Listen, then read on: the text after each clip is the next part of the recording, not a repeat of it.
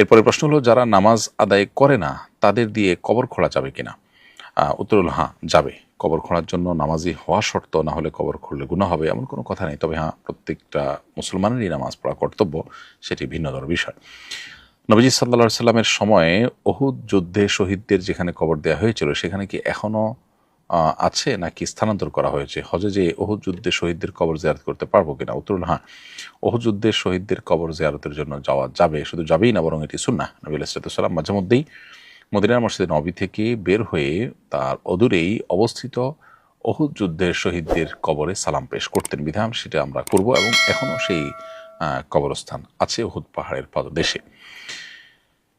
এরপরে প্রশ্ন হলো, একজন প্রসিদ্ধ আলেম মারা গেছেন, তার ফেসবুক ও ইউটিউব চ্যানেল এখনও সচল, এখনও তার ভিডিও মিলিয়ন মিলিয়ন ভিউ হয়, এই দুটো চ্যানেল কি তার জন্য সাদকা জারিয়া হবে?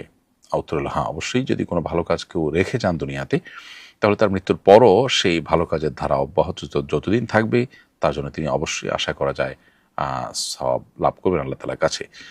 যে সমস্ত সওয়াবে জারি বা আল্লাহ তাআলার কাছে যে সমস্ত বিনিময়ে মানুষ নিয়মিত পেতে থাকেন, তোমার থেকে একটা উপকারী ইলম, যদি কেউ উপকারী ইলম রেখে যান, তাহলে সেটার সওয়াব তিনি পান। আল্লাহ আমাদেরকে ইখলাস দান করেন, আমরা যেন আল্লাহর কাছে আজরের আশায় এই কাজগুলো করতে পারি।